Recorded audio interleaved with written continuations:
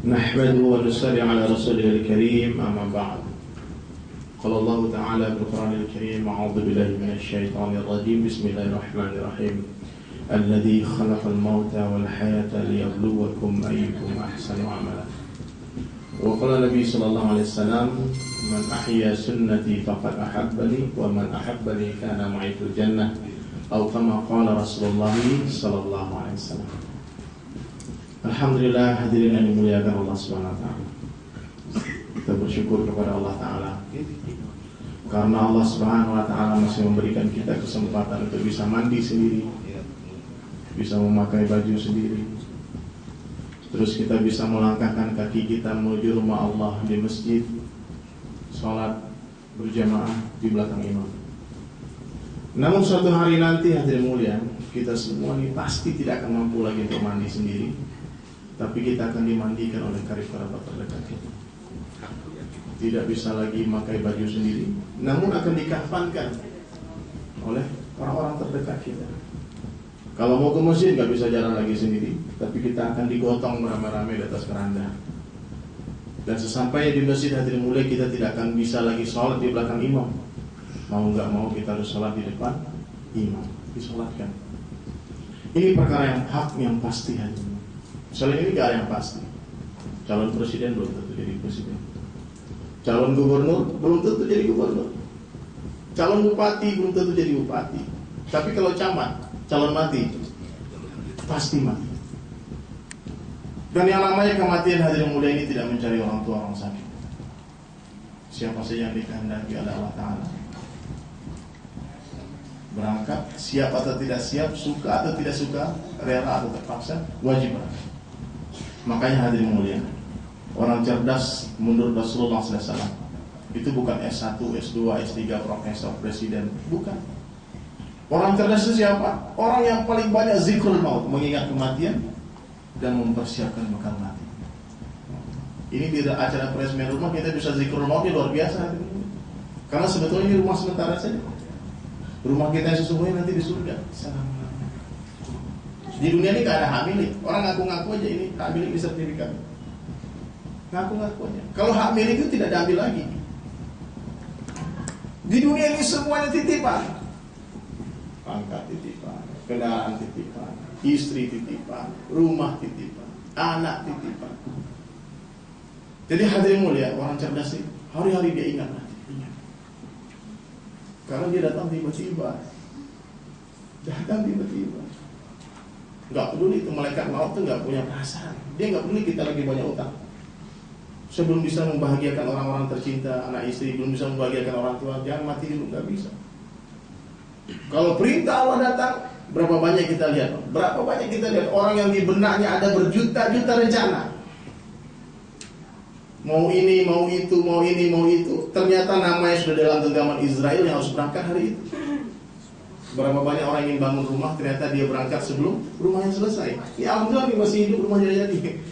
Ada teman itu, saya di Bandung lagi ceramah, dia nangis. Ternyata di depan masjid rumahnya dia lagi dibangun. Kenapa nangis, Pak? Istri saya yang bikin gambar itu berangkat. Makanya Allah Ta'ala hadirin mulia di dalam Al-Quran firman, sengaja aku menciptakan kematian dan kehidupan. Alladzi khalaqal mauta wal hayata liyabluwakum ayyukum ahsanu amala. Ini untuk apa kita dihidupkan di dunia? Kita dihidupkan untuk apa? Ada yang tahu, Pak? Apa lawan kata hidup? Kita dihidupkan itu untuk dimatikan. Sementara menunggu waktu mati, kita diberi pekerjaan, kesibukan-kesibukan supaya tidak boring menunggu mati. Coba bayangkan, Pak, orang menunggu mati terus gak ada kerjaan, dia nganggur. Lihat kiri kanan, SMS teman, udah mati belum? Bingung. Namun sayangnya, orang ketika sibuk menunggu mati, diberi pekerjaan oleh Allah, ada jadi petani, pedagang, pegawai, macam-macam, dia lupa dia bakal mati. Nah, ini masalah. Nah, jadi ini perlu kita pahami. Ada 5 maksud hidup manusia dan ada 5 keperluan hidup manusia. Catat baik-baik, Pak, di benak kita. Orang kalau nggak paham 5 perkara ini, tidak tahu apa 5 keperluan hidup dan tidak tahu apa 5 maksud hidup, dia gagal dalam menjalankan kehidupan, ujian yang sementara. Banyak orang salah paham, dia gagal. Masalah-masalah datang dalam kehidupannya ketika dia menjadikan keperluan hidup menjadi maksud hidup. Yang pertama, keperluan hidup manusia itu makan dan minum. Kita perlu makan, kita perlu minum. Meskipun kita memiliki ratusan restoran, ribuan bukit, kita punya stok makanan banyak di lemari kita, di dapur kita. Namun sekaya apapun orang yang dia makan seperlunya saja. Dia makan satu piring, minum berapa gelas air, cukup. Namun tidak sedikit orang Pak yang 24 jam kehidupannya hanya pikir makan minum saja. Makan apa? Makan di mana kita? Sibuk mikir makan minum. Menjadikan makan dan minum menjadi maksud hidup, nah ini masalah. Jadi makanan minum ini perlu ada. Orang kalau nggak makan nggak minum lemas, dia nggak bisa sholat.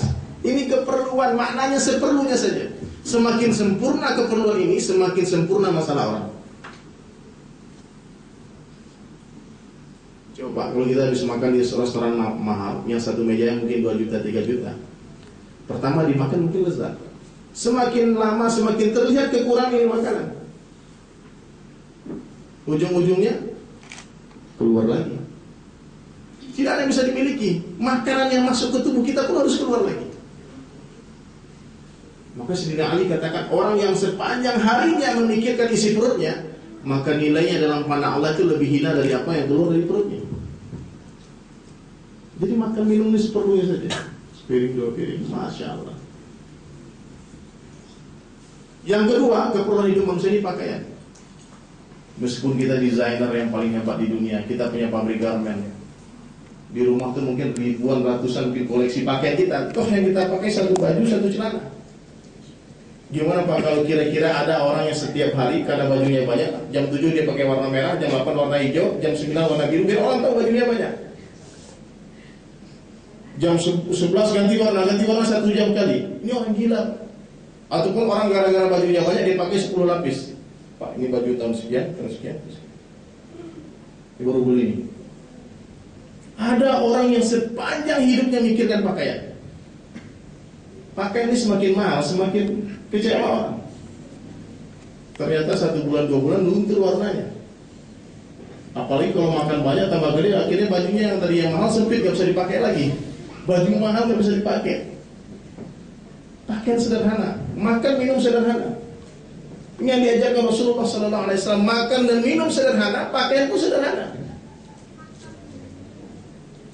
Yang ketiga, keperluan hidup manusia. Kita pun perlu pakaian, Pak. Kalau nggak ada pakaian gimana menutup aurat? Nabi itu punya pakaian 2 lembar, ada yang katakan 3 lembar saja. Dapat pakaian baru yang lama dikasih sahabat. Jadi yang di rumah punya banyak baju nggak kepakai itu, Pak, itu bisa-bisa kita kena hukum zalim nanti. Tetangga kita mungkin bajunya bertahun-tahun dari tanggal 12 kita nggak tahu. Baju kita bagus pun nggak pernah kita pakai. Akhirnya makan kemaraya, dimakan sama tikus. Pakaian sederhana seperlunya saja. Kemudian yang ketiga, keperluan hidup manusia ini apa hadirin mulia? Nah ini, rumah. Rumah ini keperluan hidup. Meskipun kita punya rumah 10, kita punya rumah sebesar hektaran besarnya, toh kalau kita tidur yang kita perlukan seluas punggung saja. Kalau tidurnya miring, seluas tusuk kita yang kita perlukan. Rumah luas kita lihat-lihat saja. Sedangkan orang di luar sana, dia bisa lihat rumah kita tanpa harus bayar. Orang yang punya rumah ini, lihat rumahnya bayar, Pak. Susah lihat. Dia bayar pajaknya, bayar perawatannya, harus ini semua, bayar listrik. Semakin besar rumah, semakin banyak masalah. Harus bayar gaji ini, tukang kebun, macam-macam. Dan rumah ini gak bakal pernah selesai sampai kiamat. Mana ada selesai tanda tangan. Sama orang melukis itu gak selesai. Kalau gak ditandatangani gak selesai itu. Ada orang yang setiap minggu, setiap bulan dia sibuk di toko bangunan. Harus ganti ini lagi. Ini sudah bagus sih, dibongkar lagi. Catnya ganti 2 bulan sekali. Pikir rumah. Bahkan bangun rumah mewah-mewah. Kadang-kadang ada orang yang maksain bangun rumah mewah-mewah. Akhirnya dia bingung, stres bayar cicilan rumahnya, dia gak mampu. Akhirnya tinggal nikmati rumah siapa? Pembantu sama satpam. Dia sibuk muamal keluar kota, gak sempat tidur di rumahnya. Nah kalau orang beriman tidak. Dia punya rumah santai, sederhana. Rumah sederhana saja. Nabi itu rumahnya kalau kita ceritakan, yang pernah umroh haji atau raudhah itu Nabi SAW itu kalau berdiri setinggi badannya, seluas sepanjang badan, sehingga kalau Rasulullah SAW itu sholat tahajud itu Aisyah radhiyallahu anha duduk di pojok di sisi Rasulullah. Itu rumah Nabi yang dikatakan baiti jannati, itu rumahku surga itu. Kalau ini rumah udah luar biasa. Kalau Nabi lihat tuh Nabi udah senang sekali. Tapi bagus Pak, punya rumah bagus-bagus ini supaya nanti gak ada yang masuk surga. Nah, orang kalau punya rumah bagus itu bagus, latihan biar nanti pas masuk surga gak shock. Udah biasa di dunia kan. Dilatih dulu di dunia rumah bagus-bagus, gak apa-apa. Seperlunya rumah. Udah, alhamdulillah, syukuri. Rumah ini maksudnya apa?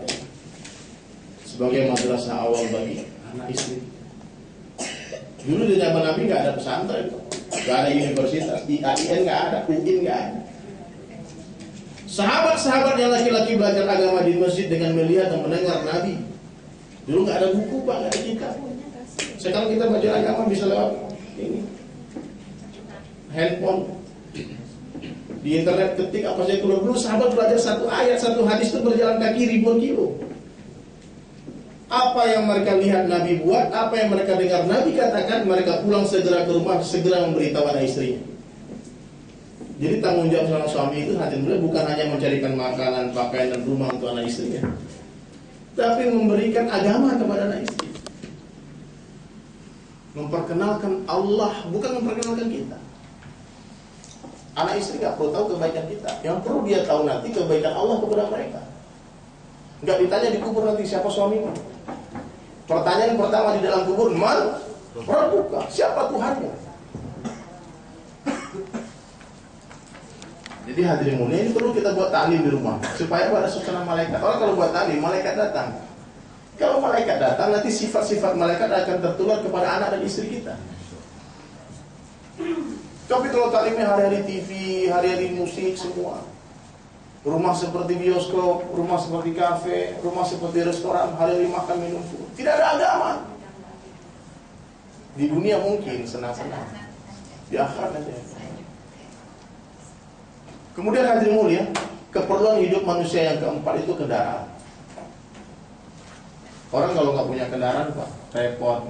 Mau ke masjid jalan kaki, mau ke kantor jalan kaki, repot. Dulu ada onta, Allah terus siapkan tuh onta kuda-kuda. Sekarang ontanya bodoh dari besi. Itu keperluan Pak. Tapi ada orang yang sepanjang hidupnya pikirkan kendaraan. Dia sudah punya mobil bagus, mewah. Lihat mobil temannya lebih bagus, dia nggak tidur semalam. Dia pikir kapan saya beli mobil ini? Mobil sudah bagus datang dari dealer. Sampai di rumah dia tempat modifikasi lagi. Pikirkan mobil hari-hari. Mobil ini keperluan saya. Tidak ada masalah. Kalau agama kita ada sunnahnya Pak, memakai kendaraan termahal itu ada. Nabi SAW itu punya onta paling mahal di Jazirah Arab. Ini ada radio rujukan dari ulama. Kalau kita boleh pakai kendaraan mahal, mewah. Jadi Harley yang banyak itu gak ada masalah, jangan dijual. Nah, itu. Mobil punya mobil. Rumah sederhana gak apa, tapi kendaraan mewah itu ada contohnya. Tapi kalau rumah mewah itu gak dicontohkan Nabi, tapi kendaraan mewah ada dicontohkan. Tapi semewah apapun kendaraan kita tetap keperluan. Gak mungkin orang bawa 24 jam dulu di dalam mobilnya. Kalau gak perlu diparkir di luar, dilihat aja. Yang punya mobil bayar itu, lihat setiap detik dia bayar itu. Perawatannya, pajaknya. Terus orang miskin yang lewat, dia lihat mobil kita, dia gratis kayak bayar.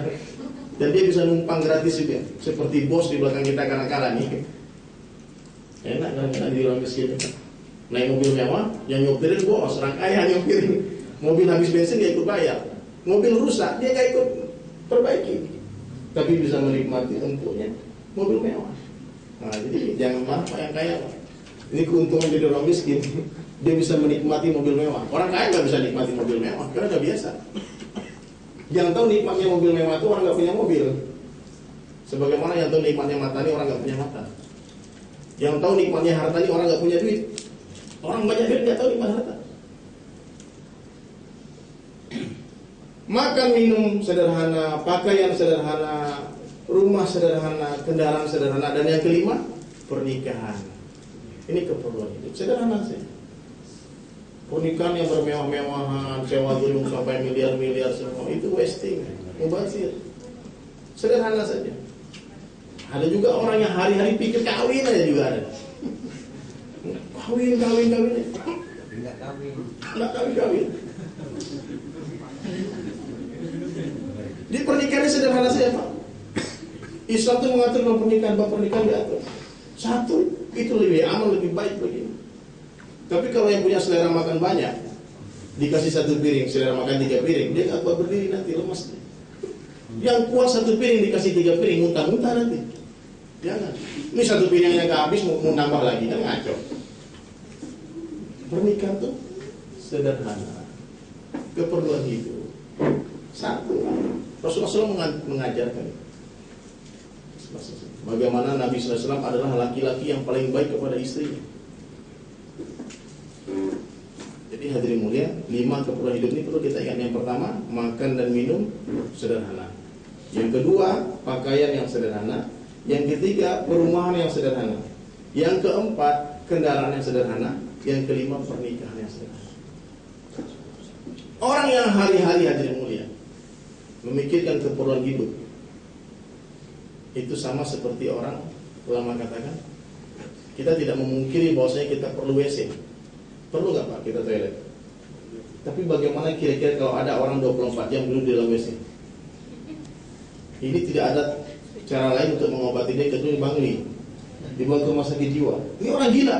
Orang yang 24 jam meskipun WC-nya bagus, tapi 24 jam duduk dalam WC. Ini orang gila. Jadi orang yang hari-hari 24 jam pikirkan keperluan itu orang gila. Sayyidina Ali radhiyallahu anhu mengajarkan dalam satu kisah haji. Satu hari pulang ke rumah, tanya makan, ada makan enggak? Yang tanya sama Fatimah radhiyallahu anha. Dibilang enggak ada. Oh kalau gitu aku kerja dulu. Sayyidina Ali bermuamalah dengan Yahudi, bosnya Yahudi. Enggak ada masalah. Kalau dalam urusan muamalah kita harus toleransi dengan seluruh agama. Tapi dalam masalah akidah, lakum di hukum waliya. Untukmu agamamu, untukku agamaku. Tidak ada toleransi dalam masalah akidah. Tapi kalau dalam masalah bisnis, muamalah, pergaulan wajib. Nabi katakan kalau kalian menyakiti orang tetanggaku yang Yahudi, berarti kalian menyakiti aku. Orang Islam yang sengaja membunuh orang-orang non-Islam tanpa alasan syar'i, orang yang dilindungi, itu diharamkan mencium bau surga. Nabi yang katakan.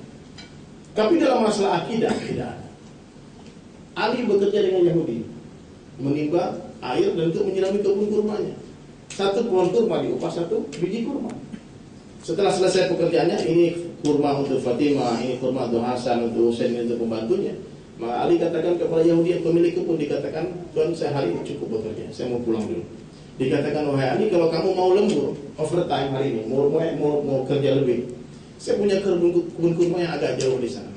Kalau kamu mau nyiram kebun itu hari ini, saya beri upah 1 pohon kurma 2 biji kurma. Kalau nyiram 1 pohon, upahnya 2 biji kurma. Apa jawaban Ali? Alhamdulillah hari ini saya cukup untuk keperluan saya hari ini. Nanti itu besok dikerjakan. Selesai dapat keperluan, tunaikan maksud.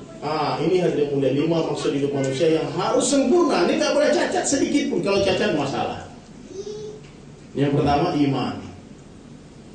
Kita dihantar hidup di dunia 60 tahun 70 tahun itu untuk menyempurnakan iman.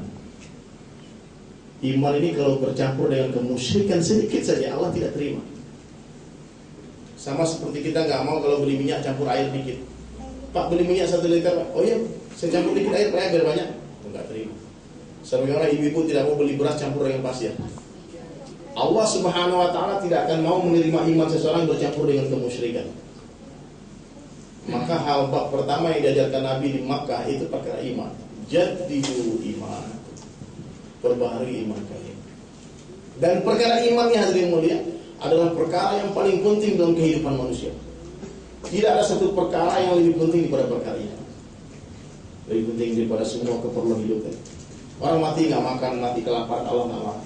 Mati gara-gara dia miskin, nggak punya mobil, nggak punya kendaraan, nggak punya rumah, nggak punya istri, nggak punya anak, Allah nggak marah. Tapi kalau mati dalam keadaan iman yang salah, masalah. Yakin bahwasanya Allah saja satu-satunya Rabb, tidak ada Tuhan selain Allah. Itu iman. Allah Subhanahu wa taala itu satu. Allah tidak 2, apalagi 3. Allah tidak punya anak, tidak punya om, tidak punya tante, tidak punya ayah, tidak punya keponakan. Tidak ada satupun makhluk yang serupa dengan Allah. Tidak ada satupun yang berhak kita takuti kecuali Allah. Tidak ada satupun yang berhak kita minta pertolongan kecuali Allah. Ini orang beriman itu setiap ada persoalan dalam kehidupannya, yang pertama diingat itu Allah. Sekarang kalau kita ada masalah, apa yang kebayang? Bang, ini kebayang orang kaya dulu, siapa yang bisa bantu saya? Yang kebayang preman. Orang beriman setiap hajat keperluan hidupnya dia minta kepada Allah. Semakin besar harap seseorang kepada makhluk, maka semakin besar kekecewaan yang akan menghantam kehidupannya. Allah ini kekasih terbaik. Berjuta kesalahan yang kita buat, itu Allah nggak pernah pergi. Allah selalu setia nunggu kita balik. Allah itu zat yang maha pengampun, maha penyayang. Kita pak ngasih makan orang 2 hari, 3 hari. Satu kali kita panggil dia nggak datang, besok nggak kasih makan lagi. Ini nggak berterima kasih orang. Allah Subhanahu Wa Taala, ada orang yang 60 tahun, 70 tahun dikasih makan hari-hari, dipanggil ribuan kali nggak pernah datang, tetap Allah kasih. Nikmat Allah Taala, mata, telinga, ini kalau suruh bayar berapa? Nikmat satu kedipan mata ini lebih berharga daripada seluruh dunia beserta isinya. Siapa yang mau jadi presiden tapi matanya nggak bisa berkedip? Coba tahan pak matanya ibu-ibu, tahan matanya berkedip 1 menit saja, jangan berkedip. Seluruh ibadah kita, sholat kita, zakat kita, haji kita, seluruh kebaikan dalam Islam yang kita buat tidak seimbang dengan satu kedipan mata yang Allah beri. Nikmat satu kedipan mata itu lebih berharga daripada seluruh amal ibadah kita. Sehingga Nabi SAW katakan, tidak ada satu orang manusia pun yang akan memasuki surga kecuali dengan kasih sayangnya Allah. Termasuk engkau ya Rasulullah, kata sahabat. Iya, termasuk saya. Jangan sombong, makanya yang soleh-soleh, yang rajin sholat. Orang beriman itu dia punya sifat. Dia punya sifat merasa lemah di hadapan Allah. Cintanya kepada Allah sempurna dengan sepenuh hatinya. Orang kalau kenal dengan Allah pasti cinta kepada Allah. Orang kalau kenal kepada Allah pasti dia taat kepada Allah. Sama pak, kalau kita dipanggil orang di jalan, sini, mau nggak datang? Kalau kita nggak kenal dia, ini mungkin kita tersinggung. Siapa kamu panggil saya? Nggak sopan. Tahu-tahu dibisikin, kita yang manggil kamu tuh jenderal aktif, begitu masalah. Oh iya pak, mas, ada apa pak? Langsung segera berubah sikap berubah. Ketika tahu siapa orang yang manggil. Sekarang orang dipanggil orang kaya buru-buru datang. Kok buru-buru datang pak? Ceramah kayak kurang keras, ada yang tidur. Apa perlu dikeraskan suaranya begitu? Biar gak tidur ya? Agak slow mungkin. Ini saya udah ganti aliran, dulu saya metal musik saya mbak keras, nggak ada yang tidur. Sekarang saya udah ganti religi, makanya ada yang tidur. Biasanya kalau slow ini kayak gitu.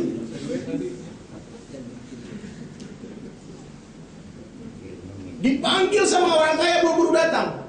Tapi Allah Subhanahu Wa Taala itu punya sifat namanya Al-Ghani, zat yang maha kaya, yang menciptakan intan, berlian, emas, permata dan seluruh multimilioner di dunia ini Allah. Al-Mughni, yang memberikan kekayaan kepada seluruh orang kaya itu Allah.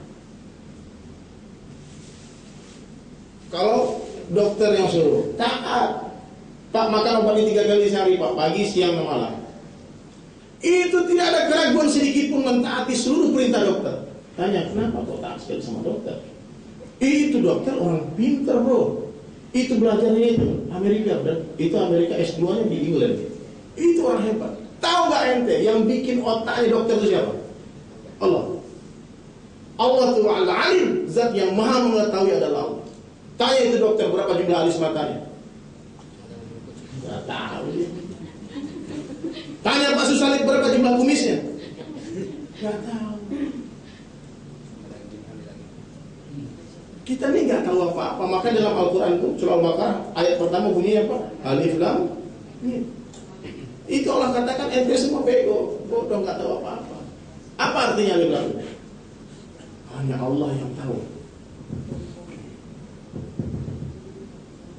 Kalau istri yang suruh, taat. Jangan pergi pak. Dia yang ingin. Duduk. Kerja mati-matian, seumur hidup kasih istri.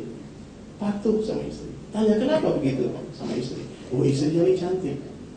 Ini wanita tercantik dulu di kampung saya. Masya Allah. Allah Subhanahu wa Ta'ala itu Al-Jamil, yang maha cantik, yang menciptakan kecantikan istri kita itu adalah Allah.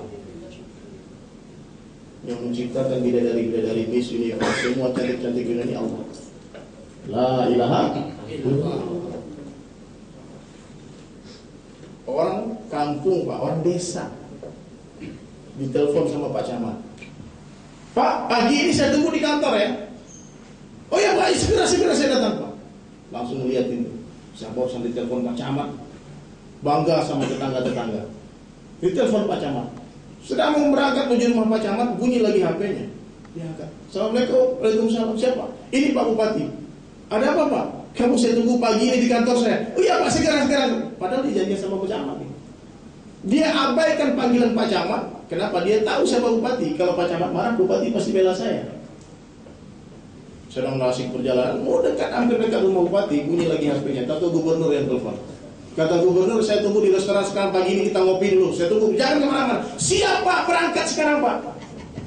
Dia abaikan panggilan Bupati, karena dia tahu nanti ini kalau Bupati marah, gubernur pasti bela saya. Begitu selanjutnya sampai Presiden hadirin mulia. Innalillahi wa inna ilaihi raji'un. Ada yang meninggal. Kan kita bicara mati, ada yang mati satu. Ini hak pasti. Semoga Allah terima.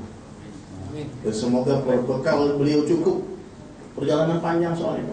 Dunia ini sebentar sekejap mata.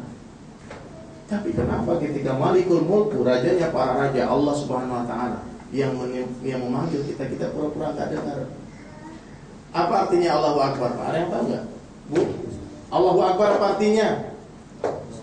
Allah Maha Besar. Ketika panggilan azan datang, kita masih sibuk di kantor, berarti kita sedang berkata kepada Allah, wahai Allah, sesungguhnya kantorku ini lebih besar daripada Engkau. Bahaya itu Pak, kemusyrikan. Rasulullah SAW, satu hadis dari Aisyah radhiyallahu anha. Ketika Rasulullah sedang asik bercerita bersama denganku di rumah, kemudian beliau mendengar panggilan azan dari Bilal. Nabi SAW segera berdiri dan wajah beliau berubah, pucat, dan beliau pergi meninggalkan aku, kata Aisyah, seperti tidak pernah mengenalnya. Begitu cintanya Rasulullah kepada Allah. Nah sekarang kita gimana Pak? Ntar selesai tanggung kerjaan, akhirnya sholat zuhur sampai sholat asar. Ini yang pertama, iman. Kemudian yang kedua, hadirin mulia, yang harus sempurna itu ibadah, salat, zakat, haji. Orang kalau sengaja ninggalin salat itu masalah. Jadi yang masih mengabaikan salat selama ini, istighfar banyak-banyak dan mulai taubat hari ini, mulai perbaiki salat. Kemudian yang ketiga, keperluan hidup manusia itu adalah muamalah. Maksud hidup manusia untuk menyempurnakan muamalah, utang piutang, dealing. Muamalah itu dealing, bahasa kerennya. Ya Bang, Mas Bro, dealing. Sewa menyewa, utang piutang, gadai menggadaikan, pinjam meminjam. Nah itu muamalah. Nabi SAW tidak mensolatkan orang yang mati meninggalkan hutang. Yahudi paham perkara ini, makanya dibikin bagaimana strategi orang Islam semua berhutang biar nggak ada yang masuk surga. Itu program mereka tuh Pak, finance semua dan sebagainya. Karena gimana kita bisa lepas dari itu? Kan itu jadi budaya, itu jadi kebanggaan. Orang sekarang bangga kalau berhutang Pak, ada kartu hutang dengan plastik. Kartu hutang bangga. Ini punya kartu hutang bro. Nah, jadi sebelum kita mati, sempurnakan bayar hutang. Berhutang itu sunnah, tapi membayarnya wajib. Sunnah bukan berhutang benar, tapi bayarnya itu wajib. Satu-satunya cara untuk tidak terlilit hutang itu jangan berhutang. Gimana caranya? Ya hidup sederhana tadi. Kata slang ini, kalau ente nggak bisa naik pesawat, naik apa aja.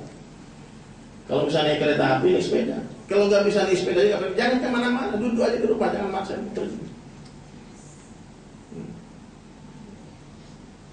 Yang keempat yang harus sempurna itu muasyarah. Muasyarah itu ibu rumah tangga, pergaulan kita dengan masyarakat, tetangga, dengan orang tua, dengan ini muasyarah. Allah itu Maha Pengampun, tapi dengan syarat manusia yang kita zalimi, yang kita sakiti harus memaafkan kita terlebih dahulu.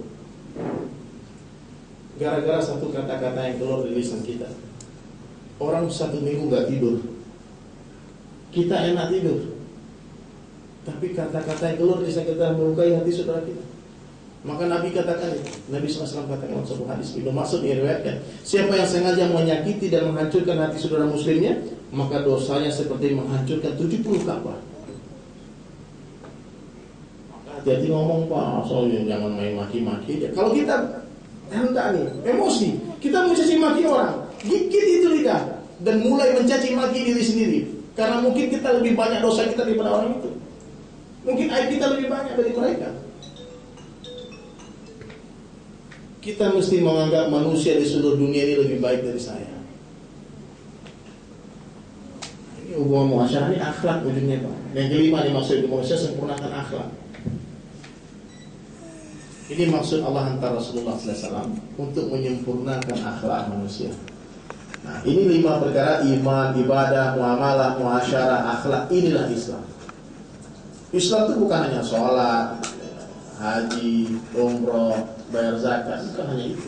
Itu tiang-tiang dari bangunan. Bunyal Islam al-khams.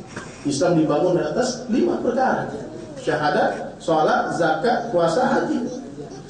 Ini kalau satu rumah yang ada hanya tiang-tiangnya saja, apakah sudah bisa dikatakan sebuah rumah? Itu baru tiang dan fondasi. Syahadat itu fondasinya. Kemudian satu tiangnya sholat, satu tiangnya zakat, satu tiangnya puasa, satu tiangnya haji. Kalau bangunan hanya ada fondasi dan tiang-tiang, itu nggak ada yang bisa nginap di sana. Jadi kalau orang hanya dia rukun Islam saja yang diamalkan, dia tidak perbaiki itu yang 5 perkara tadi, yang muamalahnya nggak diperbaiki, muasyarah nggak diperbaiki, akhlak nggak diperbaiki, itu belum Islam. Jadi iman itu seperti fondasi, ibadah seperti tiang-tiangnya, muamalah seperti atapnya, muasyarah seperti dindingnya, kemudian akhlak perabot-perabotnya. Itu rumah Pak. Orang-orang non-Islam, mereka tidak akan pernah terkesan melihat ibadah kita. Kita ibadah, orang agama lain juga ibadah. Kita baca kitab Al-Quran, mereka semua punya kitab juga. Kita berzikir, pakai tasbih sebagainya. Itu orang Buddha itu tasbih lebih panjang. Kita puasa, orang Hindu puasa 24 jam. Orang Yahudi juga puasa, orang Nasrani juga puasa. Kita pergi haji, mereka nggak bisa ke sana, nggak lihat. Sholat kita mereka nggak lihat, baca Al-Quran mereka nggak lihat semua. Apa yang mereka lihat? Muamalah kita. Kalau kita dealing bisnis dengan mereka, sehingga dulu Nabi SAW itu banyak mengislamkan orang di pasar. Ketika Nabi berdagang, yang dia ceritakan kekurangan-kekurangan barangnya. Nabi itu berdagang bukan menutupi aib-aib barangnya, menceritakan kekurangan-kekurangan barang. Sekarang bisa gak apa? Kalau kita mau jual mobil, kasih tuh mobil pernah ganti warna, pernah turun mesin 3 kali. Jangan ditutup.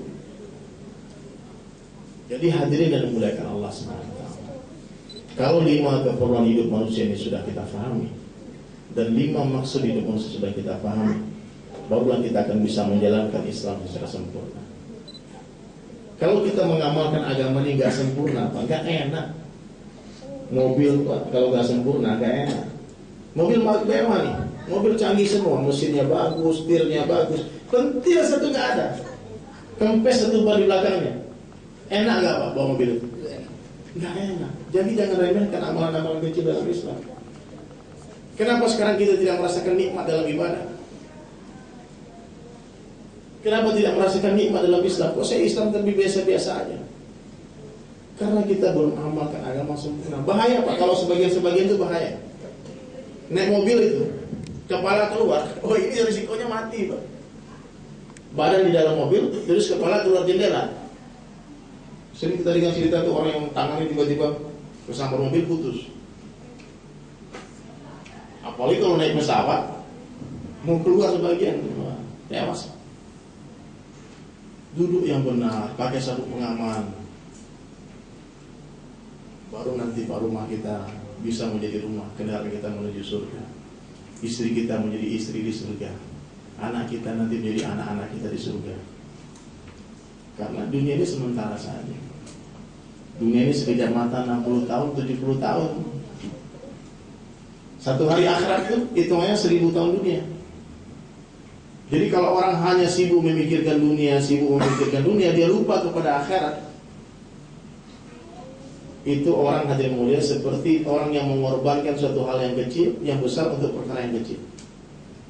Ya bang, mengorbankan yang besar untuk perkara yang kecil.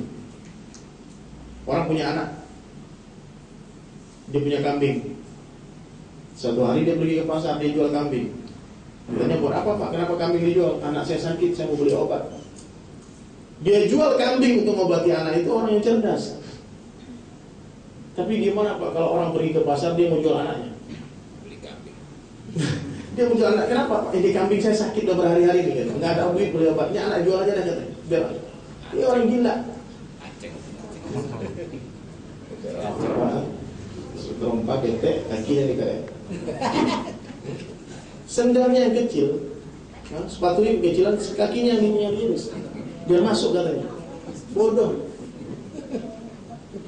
Jadi orang kalau melihat satu hal yang besar seperti kecil, yang kecil seperti besar, itu salah lihat. Yang lebih parah lagi, yang gede nggak kelihatan. Kenapa? Karena matanya ketutup sama satu kerikil yang kecil di depan mata. Dunia. Orang yang ketutup dunia, dia nggak bisa melihat akhirat. Padahal kehidupan kita yang sesungguhnya nanti itu di akhirat. Dunia ini sebentar untuk ujian. Kekayaan bukan kemuliaan. Kekayaan itu ujian. Apa ujian bagi orang kaya? Apakah dia bersyukur atau tidak? Kemiskinan bukan kehinaan. Apa ujian bagi orang miskin? Apakah dia bersabar atau tidak? Kalau ada orang kaya bersyukur dia masuk surga, dia selamat. Orang miskin bersabar 500 tahun lagi awal masuk surga. Karena harta yang halal akan dihisap, yang haram akan diazab. Yang halal itu dimintakan pertanggungjawaban. Yang haram tidak ditanya, langsung dilempar. Nggak usah ditanya-tanya, udah jelas haramnya. Tapi kalau yang halal Allah tanya dari mana kamu dapatkan, kemana kamu belanjakan. Jadi sebetulnya adil yusr, agama itu mudah. Cuman kita Pak terpukau, terpesona oleh dunia. Seakan-akan kita akan hidup selama-lamanya. Jadi padahal Masya Allah, kita sudah lihat kiri kanan depan belakang kita, satu persatu orang-orang yang kita cintai, sahabat karib kita telah pergi meninggalkan kita. Rumah ini Pak, saya lihat nih setelah saya perhatiin barusan, ada 2 kekurangan. Apa kira-kira? Kekurangan rumah ini ada 2. Yang pertama, rumah ini suatu hari nanti pasti akan hancur. Itu kan insya Allah pasti. Sebelum kita mati. Yang pertama. Yang kedua, kalau nggak begitu, kita mati duluan sebelum dia hancur. Kalau nggak dia hancur dulu sebelum kita mati dulu sebelum dia hancur. Ini kekurangan rumah ini. Kalau ini bisa dihilangkan bagus Pak. Kira-kira gimana caranya? Biar nggak hancur-hancur, biar nggak mati-mati. Dikirim ini ke surga. Caranya gimana? Gunakan itu untuk agama. Buat majelis-majelis ta'lim. Hiasi dengan Al-Quran hari-hari. Buat pengajian. Semua harta benda yang digunakan untuk agama Allah tidak hisab. Makanya dikatakan oleh hadis innama a'malu binniyat. Allah tidak lihat merek jamnya apa. Jam termahal di dunia bagi Allah tidak lebih berharga daripada 11 jam nyamuk.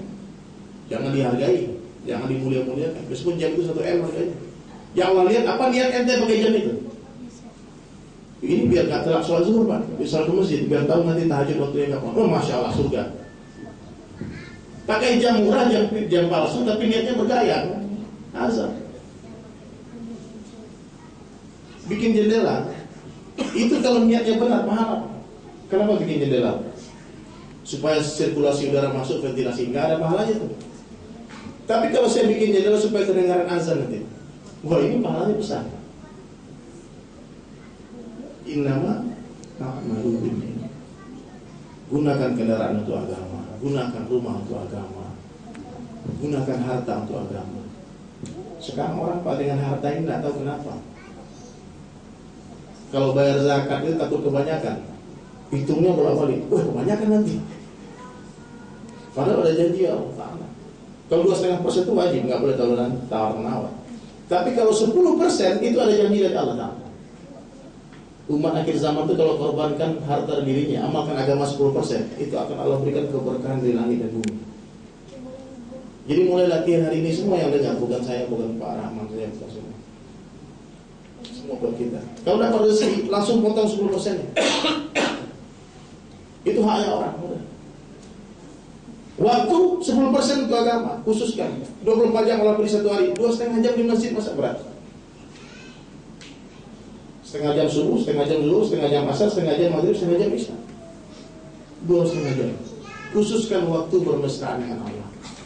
Untuk ngecas itu HP, HP itu kalau nggak dipakai terus dicas, lowbat ya. Setiap bulan luangkan waktu 3 hari di masjid.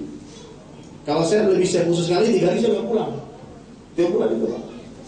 27 hari ngurus anak istri, 3 hari ngurus diri. Iman dia takut, masya Allah. Karena perintah Allah, ku anfusakum, jagalah dirimu dulu. Kalau diri kita nggak bisa kita jaga, gimana kita mau jaga anak istri kita? Luangkan harta, waktu kita, korbankan harta kita 10%. Itu agama. Kalau semua orang-orang yang Allah beri harta begini Pak, nggak ada pengemis, nggak ada orang-orang susah ini. Dulu zaman Sayyidina Umar bin Khattab, itu bayi-bayi yang lahir itu digaji Pak. Bayi yang lahir itu digaji. Orang bayar zakat, kurban, potong kurban itu nggak ada orang yang terima daging kurban. Itu daging-daging kurban diberikan ke hutan untuk beri makan binatang-binatang buas. Daging kurban itu dihantarkan untuk ke hutan-hutan, diberi makan macan, dikasih makan, serigala dikasih makan. Sehingga orang berjalan di tengah hutan itu nggak ada binatang buas yang serang mereka.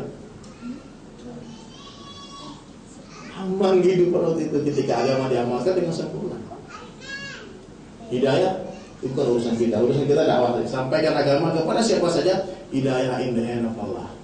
124 orang nabi, seluruh nabi berkumpul tidak akan bisa beri hidayah satu orang manusia. Jadi tugas kita hadirin mulia menyampaikan saja.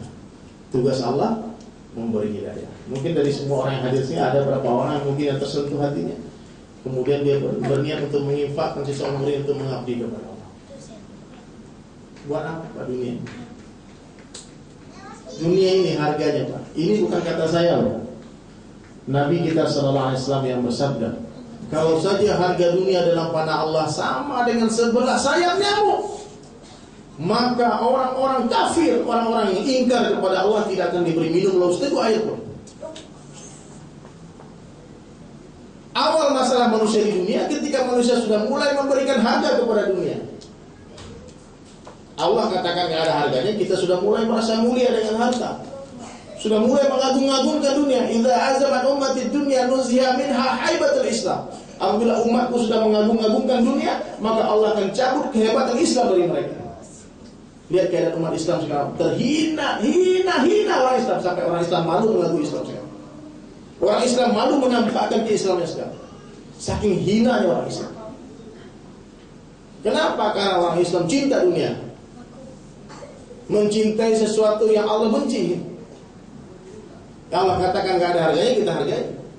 Kapan manusia sadar dan akan mengatakan benar kata Rasulullah SAW ketika dia sakaratul maut. Nafas dari sini baru dia sadar itu gak ada harganya dunia.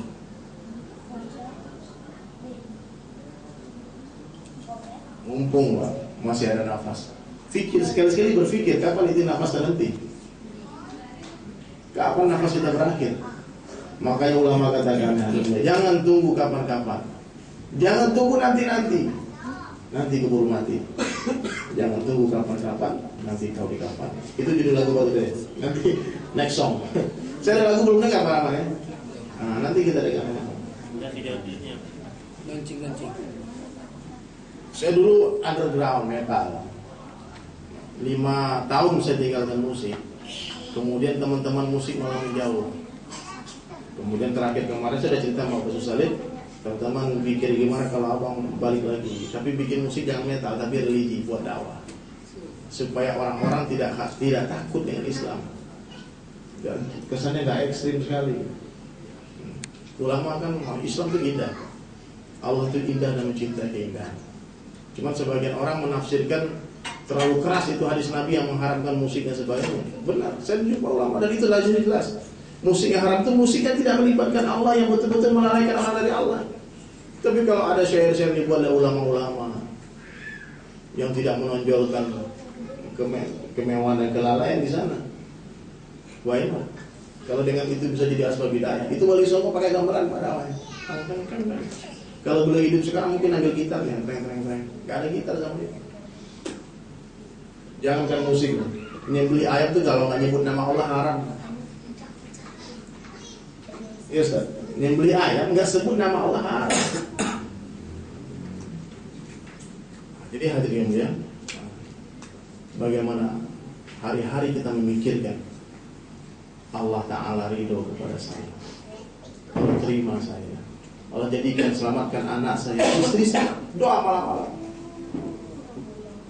Allah itu 24 hours waiting for us. Allah menunggu kita. Allah itu menunggu kita.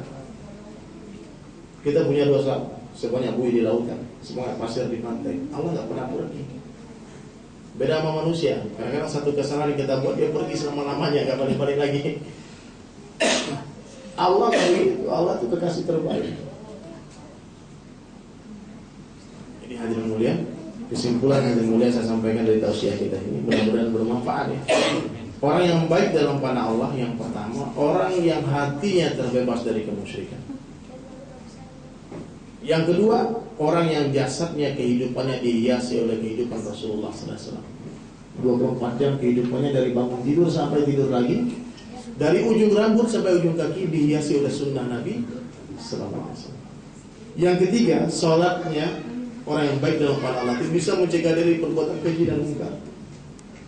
Dengan sholatnya bisa mendatangkan pertolongan Allah. Kayak sahabat itu, sahabiah, bayangkan Pak, itu anaknya meninggal, satu orang sahabiah baru masuk Islam. Belum tahu apa-apa. Dia baru tahu Allah itu Tuhan, dia baru tahu Nabi Muhammad itu Rasul. Seketika anaknya meninggal, Nabi ada di sana, dia tidak datang ke Nabi minta doa. Dia langsung salat 2 rakaat dan berdoa langsung kepada Allah. Dikatakan, ya Allah, Engkaulah Zat yang menghidupkan dan mematikan. Saya khawatir nanti orang-orang kaum saya, orang kampung saya menghina saya kena sial gara-gara anak saya masuk Islam, anak saya mati. Kalau nanti pun anak saya harus meninggal dunia, jangan sekarang ya Allah, tolong hidupkan anak itu ya Allah. 2 rakaat sholat sahabiah bisa menghidupkan anak yang meninggal. Wah, kata sahabat, pagi hari itu kami memandikan dia dan mengkafankan dia, sore hari kami makan bersama dia. Dengan 2 rakaat sholat selesai masalah. 2 rakaat sholat datang nusrahnya Allah. Kemudian yang ketiga, hadirin mulia, yang keempat, hadirin mulia, orang yang baik dalam pandangan Allah itu orang yang senantiasa merasa tidak tahu. Orang kalau merasa tahu, maka Allah tutup pintu ilmu. Kapan berakhirnya ilmu? Ketika satu orang sudah merasa tahu. Kapan bermulanya ilmu? Ketika satu orang merasa tidak tahu. Dan ilmu itu punya sifat seperti air, yang mana air itu hanya mengalir ke tempat yang lebih rendah. Kalau ada satu orang yang tinggi di sini nih, merasa lebih baik, gak masuk apa yang saya sampaikan. Nah, ketika saya ngaji dulu nih, dia masih metal, saya udah ngaji di masjid. Kalau ada perasaan sombong seperti itu, orang tinggi hati sedikit dari mulia, ilmu tak ada lagi. Ilmu tidak akan naik ke atas, ilmu akan turun seperti air, mencari tempat yang rendah. Dan orang yang baik dalam pandangan Allah hadirin mulia yang berikutnya itu orang yang senantiasa mengingat Allah dalam setiap hembusan nafasnya. Dia tidak pernah berkata-kata kecuali melibatkan Allah dalam setiap perkataan. Kalau dingin, Pak, jangan katakan ini dingin, katakan Allah yang kasih dingin, bro. Allah yang kasih dingin. Kalau kita katakan ini dingin, gak ada pahalanya itu. Itu perkataan sia-sia. Tapi ketika kita katakan Allah yang kasih dingin, iman kita naik. Allah mampu memberikan dingin di dalam api. Kalau kisahnya Pak, Nabi Ibrahim itu musuh api itu gak panas dalam api dingin. Kemudian yang kelima, yang berikutnya hadirin mulia, orang yang baik dalam pandangan Allah itu orang yang senantiasa menunaikan haknya orang, haknya dia minta kepada Allah. Dia memberi kepada makhluk, meminta kepada Allah. Jangan minta terus, minta dimuliakan terus. Terusnya sedangkan kita nggak pernah memuliakan orang. Minta didengar terus, kita nggak mau dengar orang. Orang yang baik itu nggak begitu. Orang yang baik itu dia mendengarkan orang. Kalau dia ngomong, dia mau Allah yang dengarkan. Dia memuliakan orang kalau dia mau minta pemuliaan dari Allah saja. Biar seluruh dunia nggak muliakan, nggak apa-apa. Dia memberi kepada orang, dia meminta hanya kepada Allah. Kalau orang semua ini pengen dimuliakan, Pak, maka di dunia nggak ada orang mulia. Siapa yang mau memuliakan? Kalau semua orang ingin dimuliakan. Tapi kalau semua orang ingin memuliakan, semua